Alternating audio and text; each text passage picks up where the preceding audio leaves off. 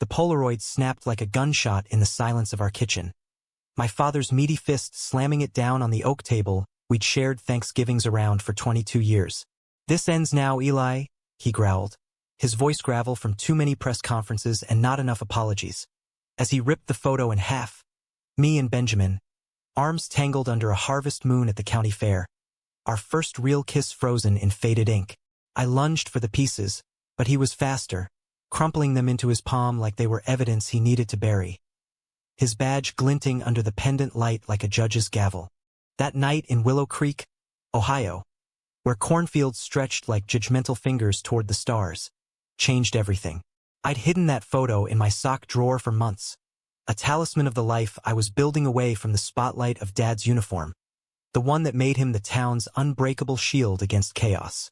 But chaos had found its way in through me, or so he thought, and as the shreds fluttered to the linoleum like confetti from a funeral, I realized the real crime wasn't my love. It was the man who'd sworn to protect us all, starting with his own blood. I met Benjamin on a sweltering August afternoon at the edge of Lake Erie, where the water licked the shore like it was trying to erase the summer's sins. I was 21, fresh out of community college with a half-baked dream of graphic design and a backpack full of sketchpads, escaping the suffocating routine of Willow Creek. Dad had me interning at the station that summer, filing reports, fetching coffee for deputies who eyed me like I was the weak link in the family armor. "Build character, son," he'd said, clapping my shoulder hard enough to bruise. "This town's counting on us Thompsons to keep it safe." Benjamin was sketching too, perched on a driftwood log with his easel angled against the wind, his blonde curls catching the sun like wheat in a field. He was 23, a transfer student from Cleveland studying fine arts at the local branch of Ohio State, crashing with cousins in a trailer park that smelled of fried perch and freedom. Our pencils met first, both reaching for the same gnarled oak root half buried in the sand. "Yours," he said, his voice light as lake foam, green eyes crinkling with a smile that hit me like a rogue wave. We talked for hours that day, about how the lake's horizon tricked you into thinking you could outrun your past, about Van Gogh's Starry Nights and the way they made loneliness feel holy. He didn't flinch when I mentioned Dad's job, just nodded like he'd heard the stories. The heroic busts, the midnight shifts that left my mother widowed in all but name before cancer took her for real 5 years back. "Sounds like he's fighting ghosts," Benjamin said, packing up his charcoals. "What about you? What's your haunt?" I didn't answer then, but we exchanged numbers scratched on a napkin, and by the next weekend we were stealing kisses behind the bait shop, the kind that tasted like cotton candy and possibility. Benjamin had this way of seeing me. Not the police chief's kid, not the quiet boy who faded into pews at First Baptist, but Eli, the one who doodled queer icons in the margins of his Bibles and dreamed of lofts in Chicago where love didn't need alibis. Fall crept in with bonfires and flannel, and our romance bloomed like the maples turning crimson along Route 6. We'd drive his beat-up Subaru to hidden coves, where the radio crackled with Springsteen anthems about blue-collar hearts breaking wide open. He'd trace the freckles on my collarbone with his thumb, whispering how my sketches of him, shirtless against the dunes, eyes fierce as a storm, made him feel immortal. "You're my anchor, Eli," he'd say, pulling me close as the waves whispered secrets. "In this town that chews up dreamers, you're the one thing that feels real." But Willow Creek wasn't built for us. Whispers started at the diner, old ladies clucking over that artsy boy from out east hanging around the chief's son. Dad noticed first, his interrogations disguised as father-son barbecues. "Who's this Benjamin kid? Heard he's got a record, shoplifting sketches, or some nonsense." Lies, all of it. Benjamin's only crime was being born with a laugh too loud for conservative ears. I defended him fiercely, our arguments echoing off the walls of our split-level rancher, Mom's ghost hovering in the lace curtains she once hemmed. By Halloween, the photo had captured it all. Us at the fair, Ferris wheel lights blurring behind, his hand in mine under the table as we shared funnel cake dusted with regret. I'd snapped it on a whim with an old camera from the station's evidence locker. Ironic, now that I think about it, and tucked it away like a bomb defused. Or so I thought. The destruction came on a Tuesday, rain lashing the windows like accusations. I'd come home early from a shift, mud caking my boots from chasing a false alarm at the mill. Dad was at the table, nursing a Budweiser, the photo laid out like a suspect lineup. My stomach dropped. "Where'd you get that?" I choked, but he just held up my gym bag, zipper gaping like a fresh wound. "Cleaning out the cruiser. Found it in your locker." His face was thunder, veins bulging at his temples. "Eli, what the hell is this? Parading around like some parade float in San Francisco? I'm the goddamn police chief. You think this doesn't touch me?" The mayor's already sniffing around about family values for the next election. I grabbed for it, heart hammering. "It's mine, Dad. Our life. Benjamin's not a scandal. He's the best thing that's happened to me since Mom." He laughed, bitter as black coffee. "Best thing? He's a distraction. A weakness. I raised you better than to let some fairy boy turn you soft." The word landed like a taser, electric and paralyzing. Then his fist came down, the crack echoing as the frame splintered, glass spiderwebbing across the wood. He tore the photo methodically, deliberate as cuffing a perp. First the edges, then our faces, until all that remained was pulp in his fist.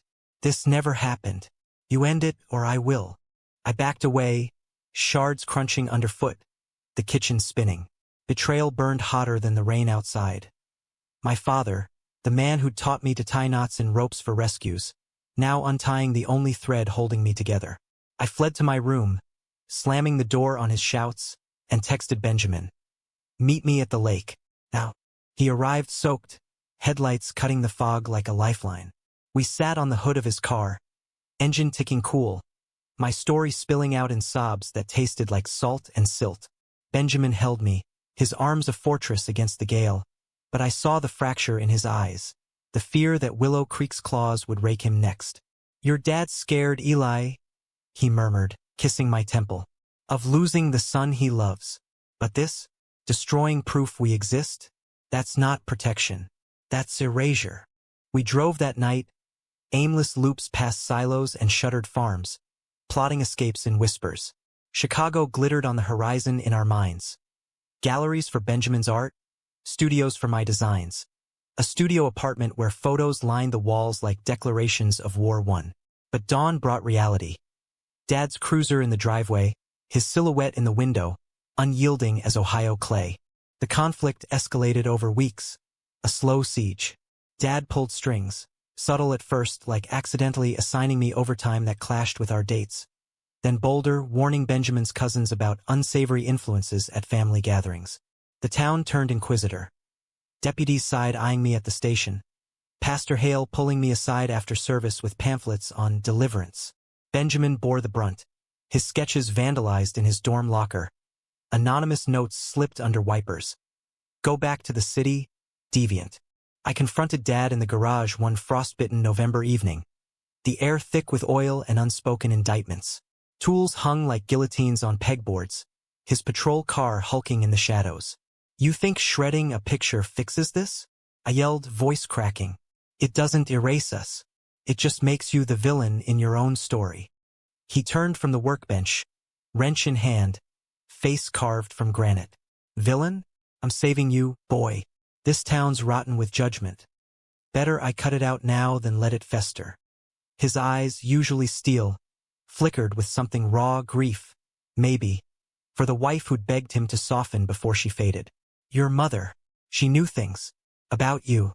Wanted me to hug it out. But I can't. Not when my job's on the line. Not when you're all I got left." The admission hung there, a crack in the armor. I stepped closer, pulse thundering. "Then fight for me, Dad, like you do for strangers. Benjamin's not the enemy, he's my future. And if you destroy that, you'll destroy us both." He dropped the wrench, metal clanging like a confession. For a heartbeat, I thought he'd swing, years of repressed rage boiling over. Instead, he sagged against the car, shoulders heaving. "I found her letters after she died. To you. About being true to your heart. I burned them too. Thought it was mercy." His voice broke, a chink in the chief's facade. "God help me, Eli. I don't know how to fix this." That was the climax. The garage a coliseum for our gladiatorial truths. Rain hammered the tin roof as I crossed the divide. Pulling him into a hug he didn't return at first, then clung to like a drowning man. We stood there, father and son, unraveling years of silence. His uniform starched against my flannel, the ghost of that photo between us like ash. Benjamin waited in the wings, our rock amid the rubble. We didn't flee to Chicago that winter, not yet. Instead, healing came in increments. Dad attending a PFLAG meeting incognito, his cruiser parked a block away.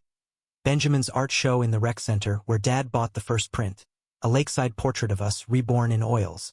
Whispers died like embers, Willow Creek's judgment yielding to quiet revolutions. By spring, the lake thawed, and we scattered petals on its surface for Mom. Benjamin's hand in mine. Dad's nod from the shore a benediction hard one. He never apologized in words. Thompsons don't, he grumbled, but he framed a new photo on his desk. Me and Benjamin at the fair, this time digital, unterrible. For the record, he said, tapping the screen. Love, I learned, isn't a snapshot. It's the exposure, the development in darkrooms of the soul. In America's heartland, where flags wave over hidden fractures, we mended ours not with perfection, but with persistence. Benjamin and I built toward that loft, sketches stacking like promises, while Dad patrolled softer streets, his badge a little less heavy. Betrayal had shattered us, but in the pieces we found grace. Human, flawed, and fiercely ours.